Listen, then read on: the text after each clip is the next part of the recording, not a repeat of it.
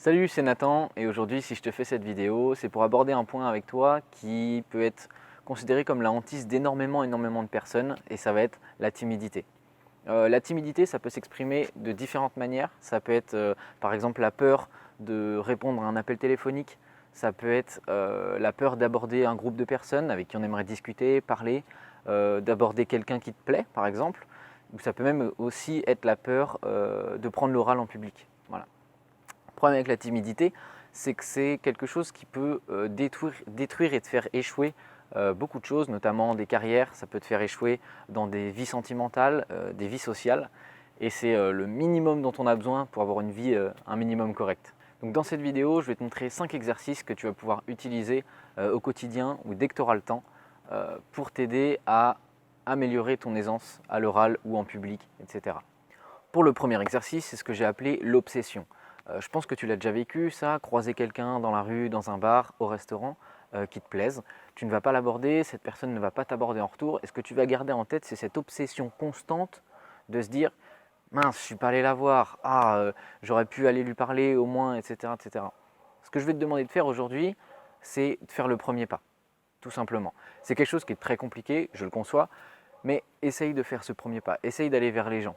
Puisque tu verras, il ne faut pas garder en tête justement ce côté obsession.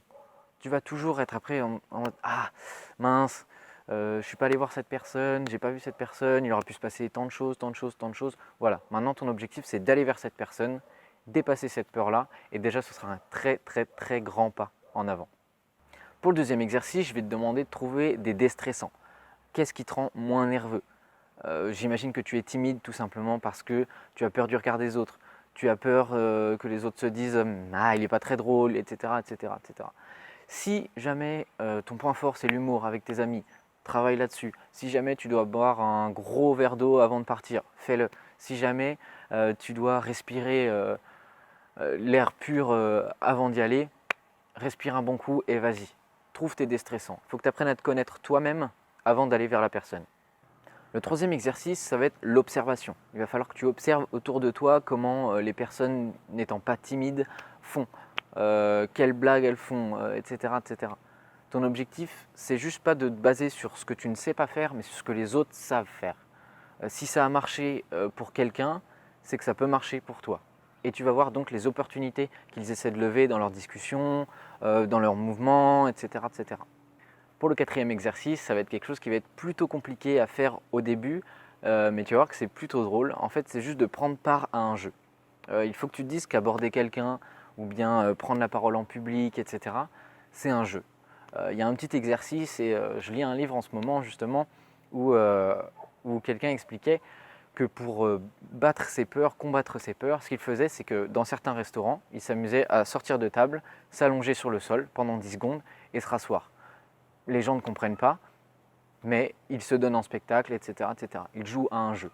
Donc essaie de jouer à un jeu et essaie de changer ton objectif. Justement, ce changement d'objectif, ça nous arrive donc au dernier point que je vais t'expliquer tout de suite.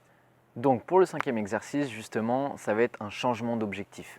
Il ne faut pas que tu gardes l'objectif, il ne faut pas que tu te focalises sur cet objectif du je veux séduire cette personne, je veux entrer dans ce groupe, etc., etc. Il faut que tu te mettes un autre objectif qui est plus large ou alors plus précis mais sur autre chose. Notamment par exemple quand tu vas aller aborder quelqu'un, essayer de te renseigner sur le nom du groupe qu'elle a sur son t-shirt par exemple, ou alors qu'est-ce qu'elle est en train de boire ou des choses comme ça. Et tu verras que plus tu vas t'entraîner là-dessus, plus la discussion va être naturelle et l'entrée en matière aussi.